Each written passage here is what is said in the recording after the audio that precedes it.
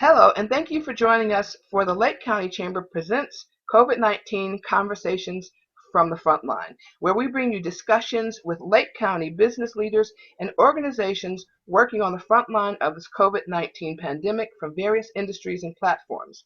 The Chamber is pleased to bring you this virtual programming as a way to share more in-depth communication on leading daily news topics, and that we hope that this will be supportive to you and your business. I'm Shaunese, Executive Director of the Lake County Chamber of Commerce, and we hope that this finds you healthy and well.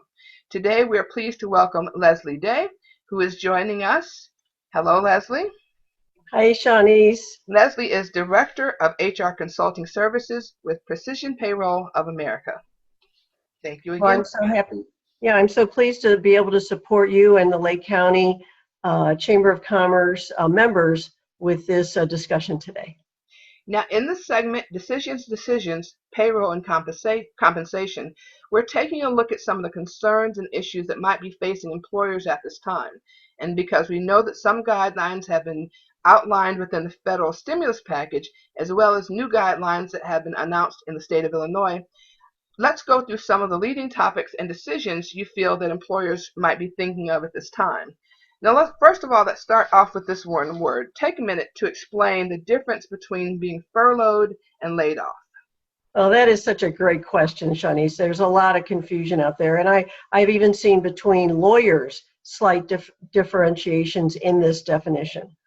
Just to make it simple, I would say furloughed is when an organization or a company has no work available for their employee, and they are not working but are still employed. So they're just off. Their insurance would still be active. They would still be on the company's payroll. There simply would be no hours submitted for the employee.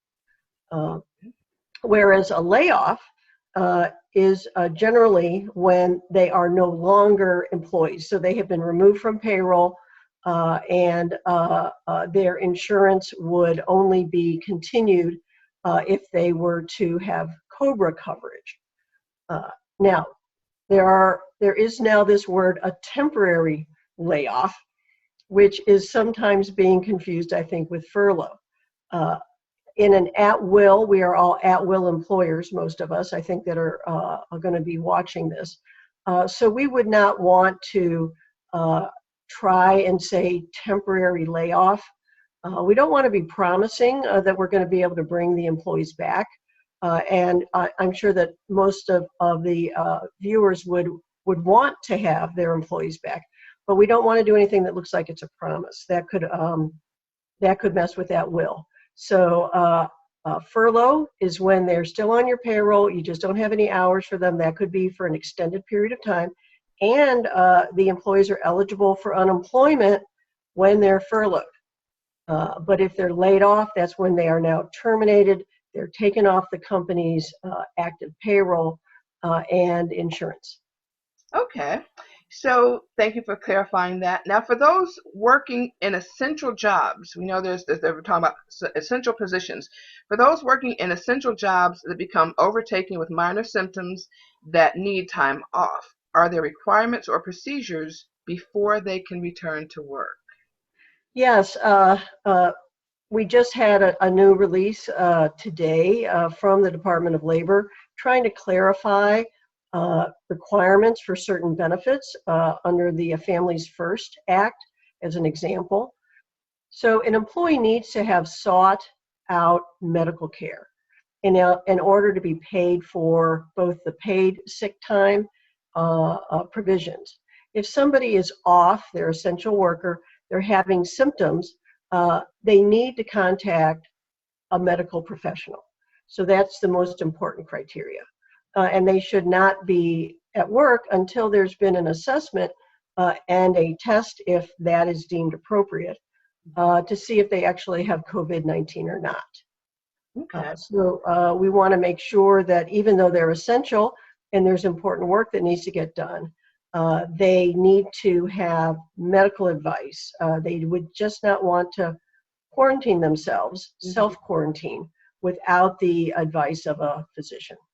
Okay, so are employers allowed to check the health of their employees? Can they take temperatures? Can they require that they go get checked if their symptoms apparent? Yes, this is one of the brand new considerations that we have with this pandemic. The American with Disabilities Act has historically limited companies' ability to take assertive action, like verifying a temperature, and HIPAA privacy laws also have impacted on our ability to talk openly about medical diagnoses. But currently, yes, the answer is that you can have an employee's temperature taken. And you would want to be consistent in how that is applied. So you would not want to have there be allegations that you were letting some folks come in without having their temperature taken and others with. And then if somebody is, having symptoms, absolutely, the employer has the right to have them leave the premises under OSHA, our law relating to safety, health, and security. We have an obligation to have a hazard-free workplace. And with clearly COVID qualifying as a hazard, we have an obligation to our employees to remove a potential hazard from the workplace, which could be somebody that is having symptoms that could be related to COVID. So absolutely send them home. They are obligated to contact a physician to find out what's appropriate to do. Okay. Now we know that many employers are participating in group medical insurance plans. What are some of the key points that employers need to know or need to consider? Well, that's great too. Fortunately, the medical insurance community, the group medical insurance community, has extended the ability for employers to have employees that are furloughed, meaning that they are perhaps not working or have had reduced hours, so they might be partially furloughed, that they can continue their insurance in April, even if they have not been actively working in April. Prior to this, if the insurance community had not done this, everyone would have had to have gone on to COBRA as of the end of March if they had reduced hours so that they were below 30 or were not actively working. So that was a huge benefit for all of us. We've been waiting towards the end of March anxiously to see what would be the decision here. So the bottom line is employees who are furloughed, meaning they're still employed, right? Either have no hours or reduced hours, have the ability to continue their health insurance actively through April.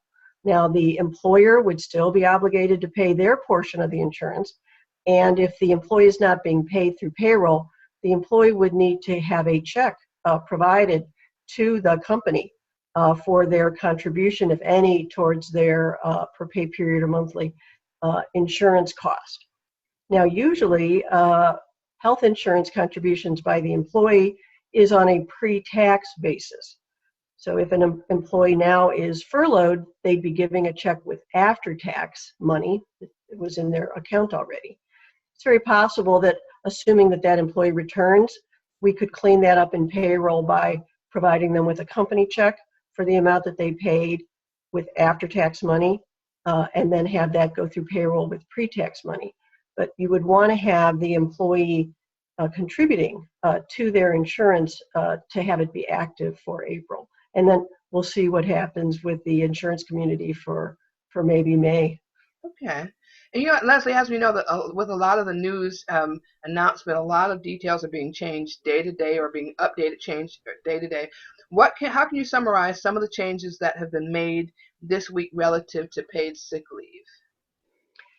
Yes, the paid sick leave is under the Families First law, and it has to do with 100% credit for paid sick or Family Medical Leave Act for childcare using tax credits that would be provided via you communicating with your payroll companies. I work with Precision Payroll, but whatever payroll company you use, or if you have an accountant or CPA during your payroll, you would want to make sure that you're clear as to how you are going to have that credit for paid sick pay or family medical leave for childcare.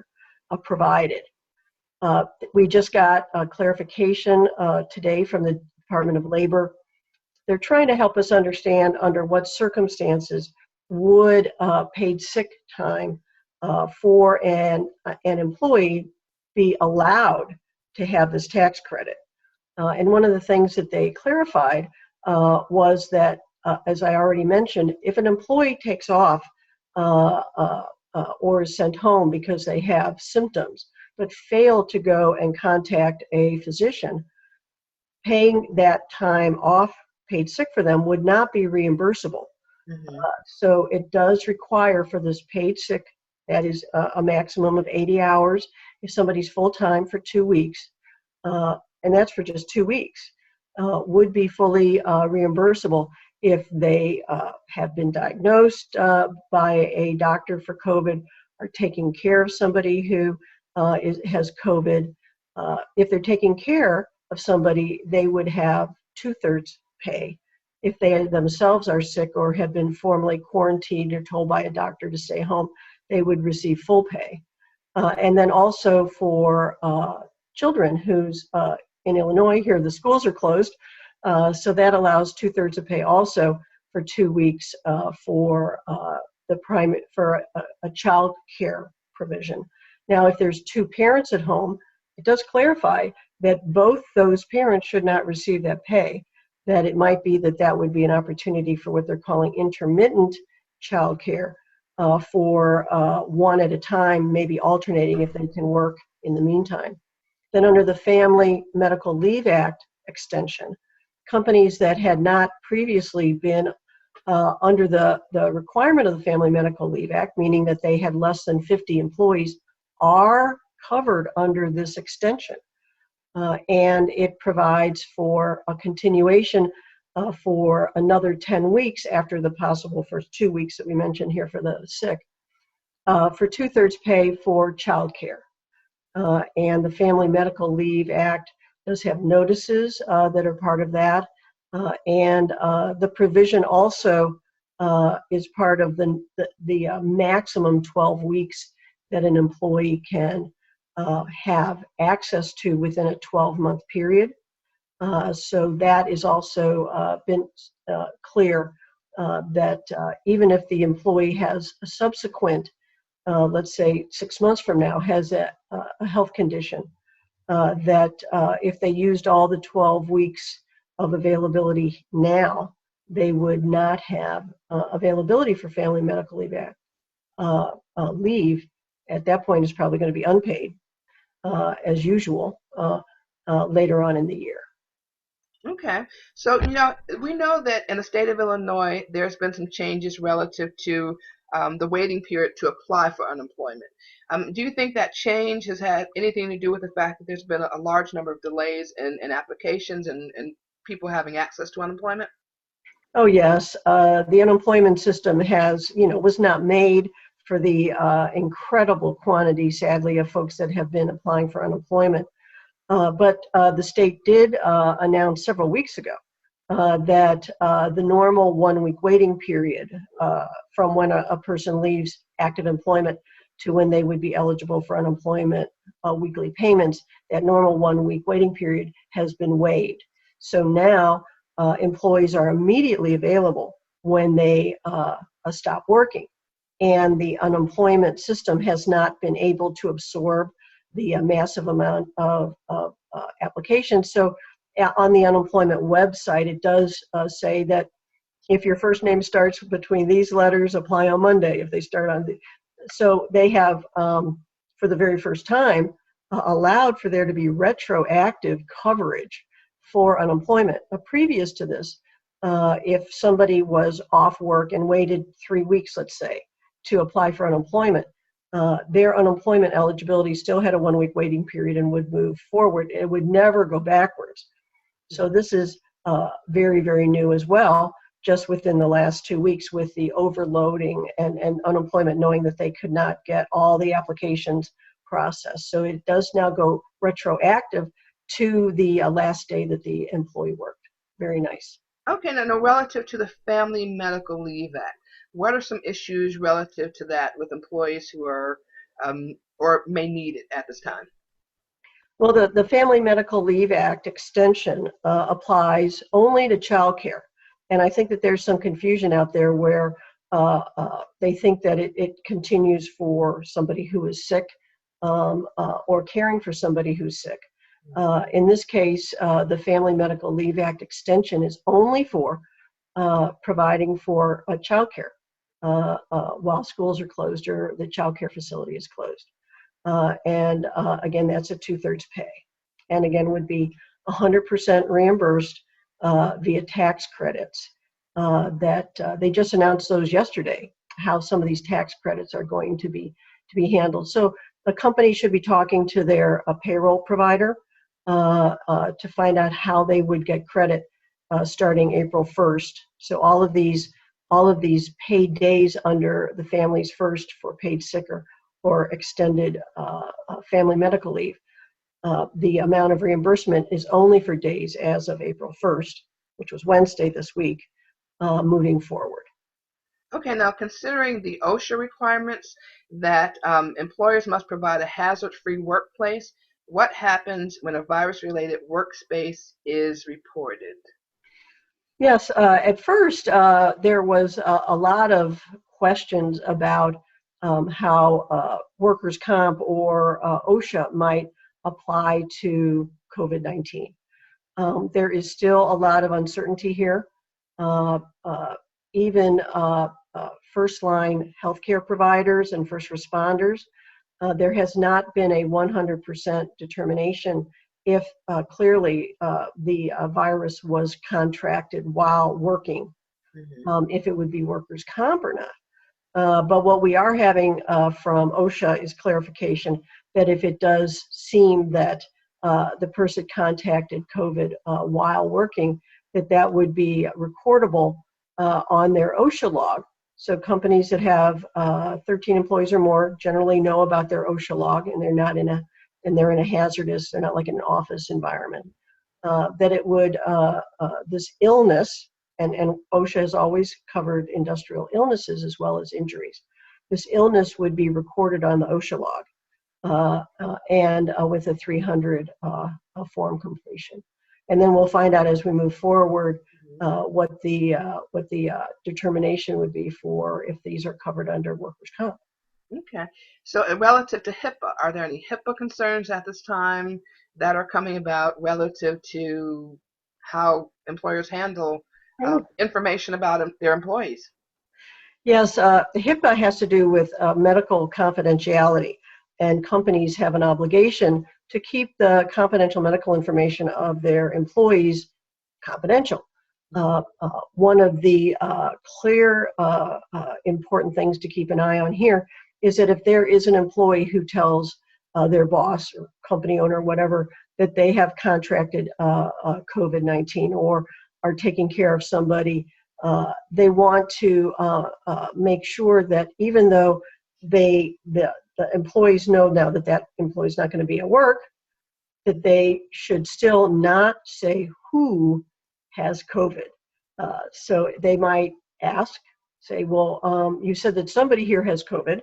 Maybe they're going to be doing additional steps to sanitize the work area. Maybe they're going to be asking questions as to who has been within 6 feet of that employee recently to see if we would identify that as a direct exposure.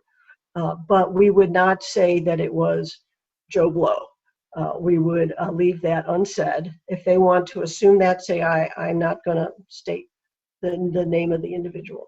But we want to protect their privacy, their medical privacy rights under HIPAA. Okay, no, well, thank you again, Leslie. So with all of this together, of course, we've covered a lot of information that we hope is really important to employers. As we know, everyone's situation is not going to be the same. But if you were going to summarize a lot of this, what would you really want employers to really consider, over the next few weeks as we continue with this stay-at-home, employees back and forth? There's essential employees, there are employees not working, work from home. What should employers really be thinking of at this point as we go further? As you said earlier, so many different companies are at different stages of dealing with either lesser work or no work, or having to deal with just a minimum staff if they're essential. But my suggestion is to have a plan. Look at your employees, look at each job that's necessary, and identify in a work-related criteria why you're letting Joe go and not Mary go. And who goes first, who goes second, who goes third, if you're going to be tiering your furloughs or perhaps terminations. And then also start thinking about, okay, if we already have folks off, how are we going to return them to the workplace using, again, work-related criteria? You know, do we bring Mike back before we bring Susie back? We want to make sure that the employees, that we can explain to the employees the work-related reason that we have taken our actions, especially when they are looking at each other and making comparisons with other employees. You want to protect the organization from allegations that there was discrimination or some kind of favoritism that was involved in employees getting furloughed. Having obviously no income is a pretty significant issue, and an area where there could be unhappiness with the employer. So come up with a plan. We don't want to use considerations like they have 4 kids and this person doesn't. We want to insulate against allegations that the folks that were older were furloughed or laid off versus the younger folks, anyone in a protected class. And also when it comes to unemployment, lots of questions out there about how unemployment works. I want to just give a snippet on that. That unemployment is approximately 50% of the employee's average earnings for like the prior year, a little bit more than a year. They look at that average. If somebody is on unemployment, it's for 6 months, and that experience for that cost could be applied to the employer's tax for unemployment. We have not heard if the state is going to freeze that unemployment tax for employers next year. Other states have, so I'm thinking that might be coming, but that could be an exceptional cost moving forward for the next 3 years with unemployment taxes being raised. But if an employee is off on furlough, and let's say you're going to be bringing that person back for a couple days because of some critical need, and then they're off again, back and forth, how that work will affect their unemployment is not something that we want to be advising the employee on. We're not in charge of unemployment. We don't want to be pretending that we can guarantee, or the employee feels that we've made a statement as to how unemployment would apply to them. But there is an allowance in unemployment for an individual to work about a quarter of what they would have worked if they're on unemployment and still not have their unemployment check get changed. Some of that is available. There is a employer handbook that's on the Illinois unemployment webpage. But again, I really advise companies not to speculate for employees as to what unemployment would cover or not, because they might be unhappy with us, and all we were trying to do was help, and we know that sometimes it doesn't work that well when we speculate. And then lastly, I'd just like to suggest that employers take it 1 week at a time. We don't want to have an employee believe that they've been promised that they'll be paid through April, or promised something in the future. I'm really suggesting that employers, especially those that have furloughed employees, contact those employees weekly, say, here's what it looks like for next week, here's what it looks like for next week. Keep in touch so that they know that they're not going to be left out in the cold wondering what's happening. And not promise any pay or employment into the future. Let's just do it 1 week at a time, and then that pretty much makes it so everybody's at least clear for a little window, and not feeling that we pulled the rug out from under them or changed what we had promised them. We don't want to have that happening. But this is all very, very difficult, and everybody's learning as they go. Like I said, everything is fluid at this time. But Leslie, once again, I want to thank you very much for taking the time to spend with us today. I also want to thank our members who have joined us for this conversation. We hope that this has been helpful for you. And if your business is working on the front line of this pandemic, we would like to hear from you as well. You can give us an email at info@lakecountychamber.com. Again, that's info@lakecountychamber.com. If you have comments you would like to share, or once again, if your company is working at this time doing something, we'd like to hear from you as well, so we can share that with our member base. I think that it's important for us to stay connected, share communication, so that we can all get through this together. On behalf of the Lake County Chamber of Commerce, we wish you well. We encourage you to stay connected, and we hope that you will join us for our next edition of COVID-19 Conversations from the Frontline. Be safe and be well. Leslie, thank you again for joining us. My pleasure, Shaunese. Thank you. Take care. Bye-bye.